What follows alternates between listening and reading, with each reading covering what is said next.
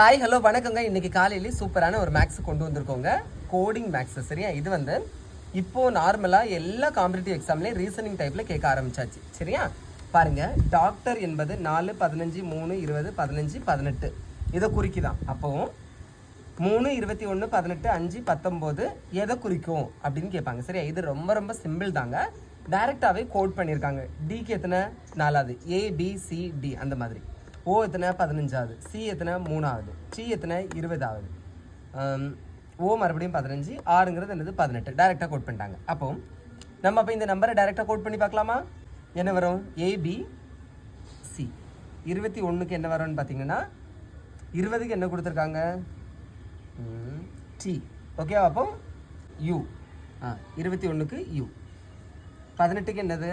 R. 5க்கு எத்தனை? ABCDE. 19க்கு எத்தனை?